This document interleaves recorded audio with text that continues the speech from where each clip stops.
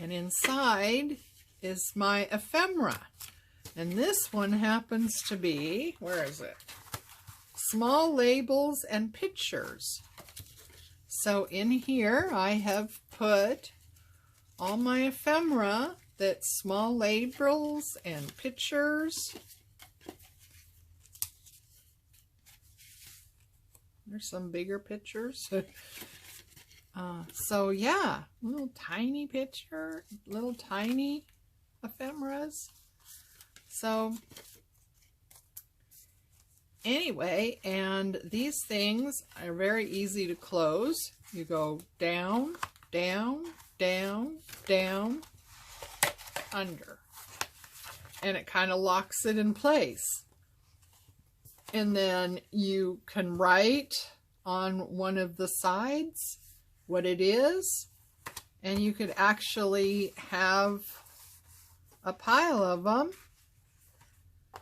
like so, and you could actually see on the edge here what the different ephemeras are. It's a great way to store ephemera, especially if you don't have a lot of room for, you know, bigger, bulkier books like this one I made to hold ephemera. Basically, I made this book for Artie Mays and Tracy Fox with I Love Junk Journals on Etsy got together, and the two of them made this really fabulous kit on tags. The whole kit is these beautiful tags. Look at these. I mean, a lot of them you could just use pretty much as they are. I mean, they're beautiful tags. And then their kits also come with a bunch of ephemera that you can decorate with, like buttons and, you know, these little pictures and little postcards and, you know, just all kinds of stuff. And I made this to hold basically their kit. But it's, you know, pretty good size and takes up some room. But these are nice and compact. You can get a lot in there, especially if you have a lot of, you know, one kind of ephemera, like you spent a couple evenings fussy cutting flowers, and it's like, okay, where do I store these flowers? I don't want them to get, you know, damaged or folded up or what have you. Well, you can make something like this, and it will protect them. These are also great to take if you're going somewhere and you want to take some ephemera with you. You could put a bunch in here. It didn't necessarily mean all, you know, it doesn't need to be all of the same kind, you know, especially if you're going somewhere and you just want to take a couple of these with all kinds of ephemera in them. These would also be really great for Happy Mail. You know, you could make one of these and fill it with some stuff and send it to somebody. You could get really fancy with these. I mean, like this one and this one, I've used scrapbook paper to make. But you could also make, you know, plain ones out of your book pages, but then you could sew around all the edges and you could decorate this, you know, and get as fancy as you want with it, really. This one, I was very clever. It doesn't happen often, but once in a while. And I paid attention to, you know, parts of your book where like a new chapter is, you know, like chapter 5. and you've got some plain paper in the book instead of having the type. Well, I planned this one out so the edge doesn't have any type on it, so I can write on here real easily what is stored inside. Or you could paste a label, you know, there's all kinds of things you could do. So anyway, enough chit chat, let's get started. So you want to get some of your book pages. The measurements that I'm going to give you, the one we're making today, is 10 inches long and 5 inches wide. Okay? From there, once you know how to make these, you can make any size you want. If you have something specific that you need to store, you could measure it out and figure that out for yourself. Once you know the basics, you could go all out with it. So you want pages that are going to be at least, you know, the measurement you want. If you're making something larger and these book pages aren't going to do it, like I said, you can go to the double-sided scrapbook paper and do the same thing. You want to make sure it's a full sheet that has been torn out nicely. Not like this one. This one did not tear out nicely, and therefore that wouldn't work for us. So this one's good. This one's good. Okay, so these are good.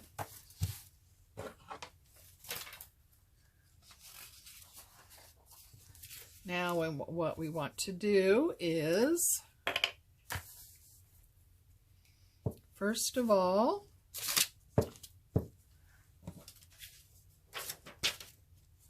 glue down and get our length.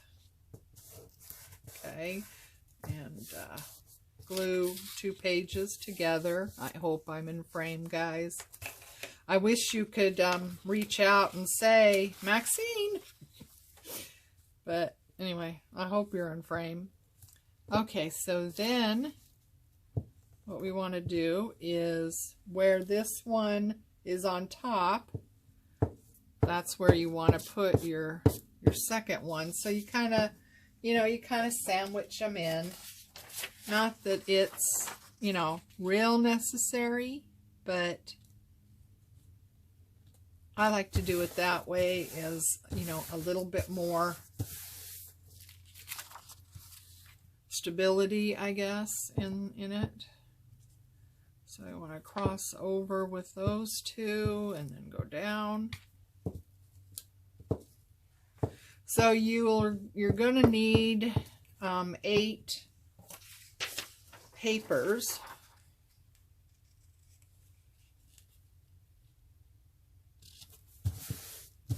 All right, so there we go.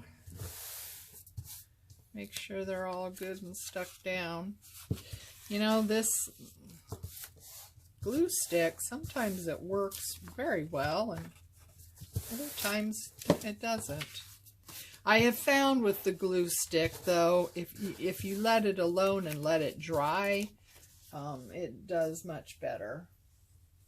Okay, so that one's not going to work, I don't think. 2, that one. 2, 1, 2, 3, 4. Here we go. Yeah, that one's not going to work. Okay.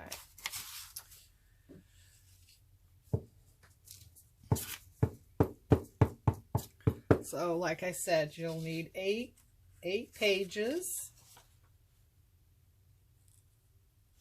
Unless, of course, you have pages that are the length that you need already. Then, of course, you wouldn't have to do this. You wouldn't have to build it up. You know, if you're using scrapbook paper, you wouldn't have to build it up unless you were making something that's going to be longer than 12 inches.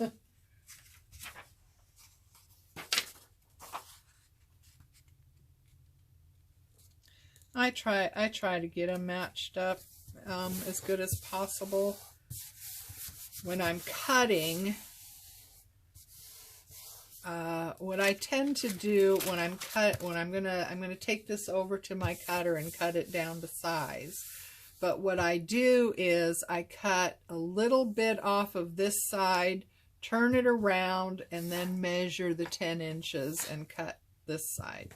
Just so I'm evening up all the edges the same way, you know, crossways, width of it. I'll take off just a smidgen on one side just to kind of get it evened up as much as possible, and then measure out the 5 inches.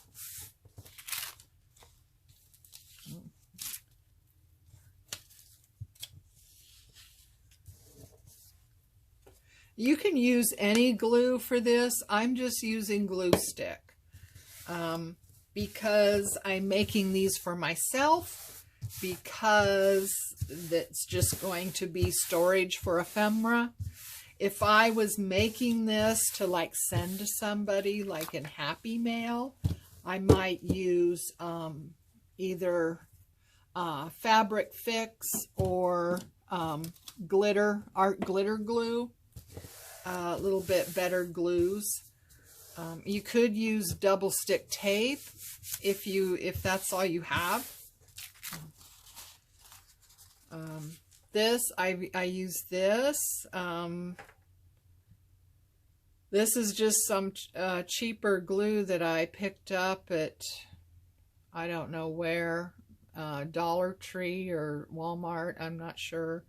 And I've used this in making these, but that, you know, again, if I was making it for Happy Mail or something like that, I would do it differently. I would use better glues, but like I said, this is just for storage for me, so I'm using up some of the cheaper glue I have. All right, so I'm over here at the cutter. I'm sorry I'm out of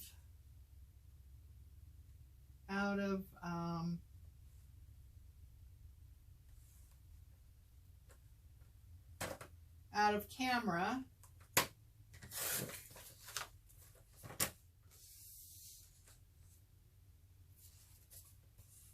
I'm just measuring, I'm cutting off one side and then measuring it to length and cutting off the other side. Basically, I just want to cut a little bit on all sides just to even it up, make sure it's straight, that sort of thing. Like I said, you know, you'll have to start out with something that is going to be as long and as wide as what you're going to want the, you know, the finished item to be.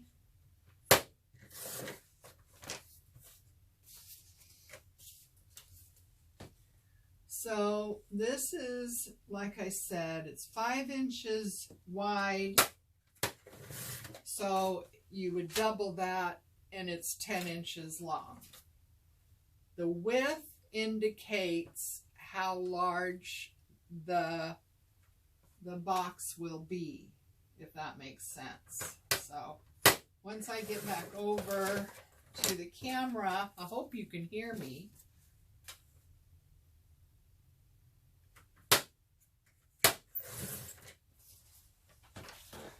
Okay, so I hope you could hear me when I was at the cutter. But these started out 10 long, 5 wide, okay? So whatever width you're going to do, you want to double it for the length, okay? So if it's 2 inches wide, it needs to be 4 inches long. Okay. the width, the 5 inches, that determines the size of your box. Okay? So the width is determines the size of the box. I've only done square ones. I haven't tried to do rectangular or anything like that. So, like I said, once you have the basics, then you can off and running. Okay, so with the 10-inch long one, I want to score. What's the bone folder? Where's my score?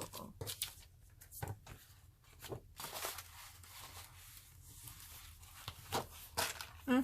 Where'd it go?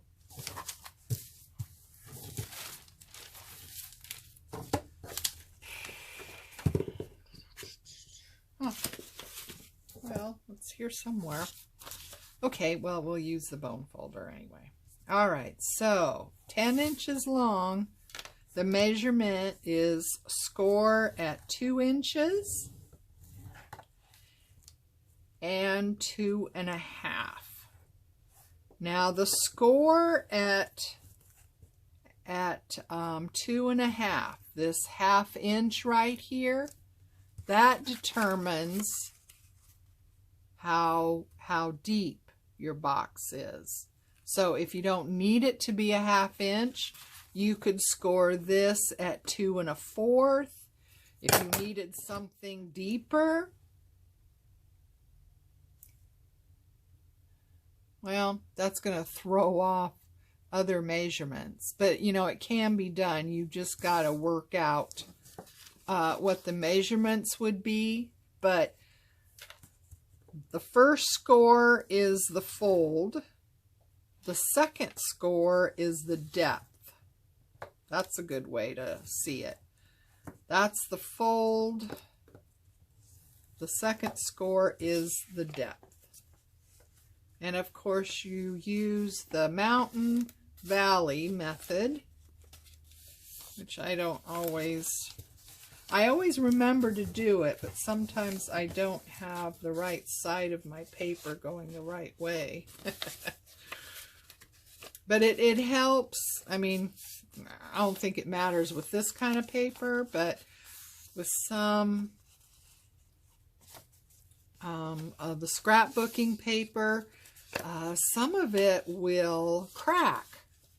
And if you do this method, it is less likely to crack, although I have had it crack anyhow, but it's less likely to crack if you do this method. So the method is, when you make a score,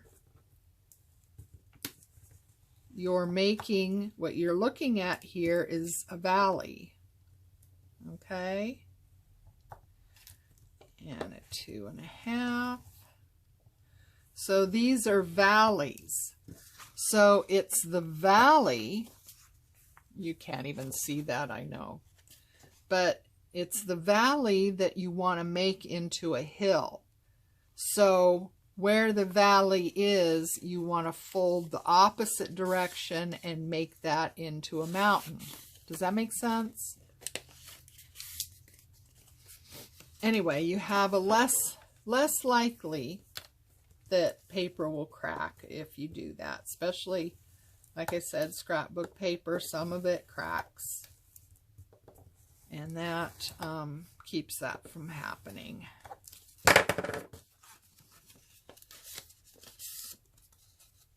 And so I've just gotten into a habit. Like I said, I don't always do it on the right side of the paper. So the paper you want to have on the outside, that's what you want up. Okay, so we're getting into the weeds a little bit, but here is some scrapbook paper. Okay, it's one-sided scrapbook paper. So this is the side I would want showing, or up, as it were. So this is the side that I want to make my score on. Okay, so when I make a score, it's the valley, and then you would be folding that way to make the hill. So this is the outside. So when you score, have your good side up. That's a good way to remember it. Good side up. Okay. I tend to get into the weeds sometimes, so just say, Maxine, get back to the point here. I hope everyone's doing well. It's a beautiful day here today. I don't believe it's too hot, although I haven't checked what it's going to be today, but we are winking at September, and September in the Northwest is beautiful. The fall is beautiful. You have bright sunny days, but they usually have that little coolness, that crisp in the air, and you don't have the heat associated with the bright sunny days. So I like that.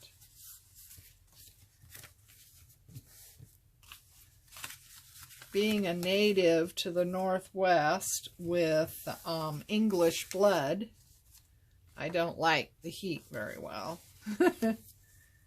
Okay, so not that we don't have hot weather, because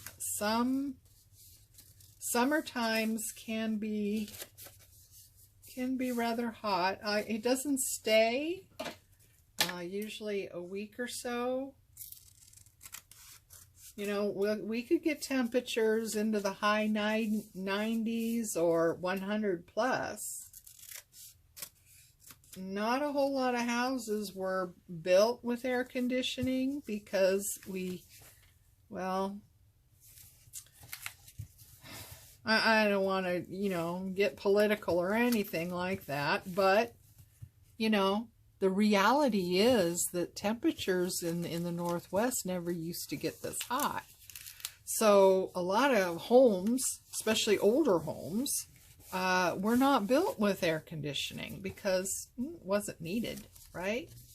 So what I like to do is do a dry run, as it were, a dry fit. So you have your two papers here, and you cross them, okay? And where that first fold is, you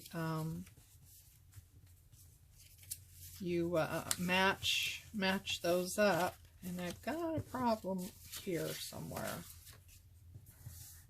I think this is sticking out. Not quite. Isn't that funny? I don't know. I don't know if it's me or my cutter, but I'll tell you, I tend to not get real straight cuts with it for some reason. I'm not sure who's at fault, me or it. Okay, so once you have your dry fit done and everything is fine, you take your glue. Now you can use glue stick, but I like to use some kind of liquid glue because let's see, I think I want to do this one because I find that with the liquid glue you have a little bit more wiggle room with getting it in the right spot, and glue stick tends to grab really quickly, and I don't find that I have the wiggle room that I like to have. Again, I'm not using my expensive glue, my Fabric Fix or my art glitter. It's just not, it's not a journal. It's not a watercolor book or anything else of things that I make. This is just something I'm making to store my ephemera in. So it doesn't need to be fancy, but you know, you can make it as fancy as you want to. Like these would be really fun to decorate. I mean, you know, once you got it all glued down and cut out, you know, these would be a lot of fun to decorate. You could work out the measurements. Oops. It's gluing on to other things here. You can work out the measurements and make a small one that doesn't have this depth. Like, okay, I did make some that doesn't have the depth. So this one here, again, it's using one-sided scrapbook paper, but see, there's no depth to it. I just made it like we did those, only I didn't think I would need the depth, although I kind of miscalculated. But I just, it's a little bit smaller too, so I worked out the measurements, and this one just folds up like that, and it holds the same way. It just doesn't have the depth. So you could make something like that even with the book pages and decorate it all up and put it in a journal. Wouldn't that be fun? And put some little surprise inside. That would be really a lot of fun. Okay, now what I like to do is round the edges. You don't have to.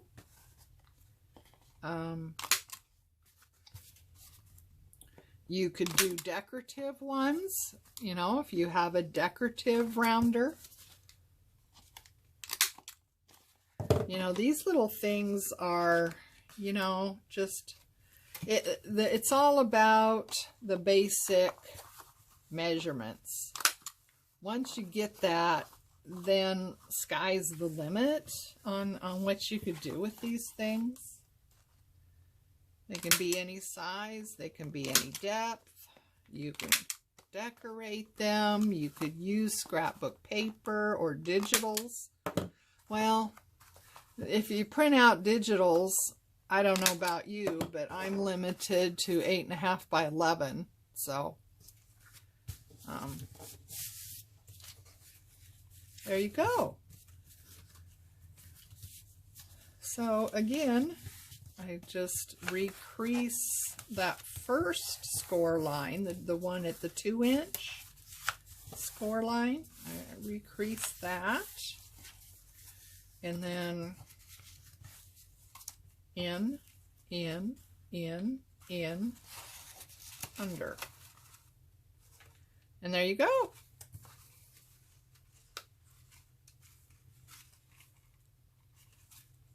Little storage for ephemera, or, you know, just about anything you'd want, really. Fussy cutted flowers, anything. So have fun. I'd love to know what you did with this. Thanks. Bye.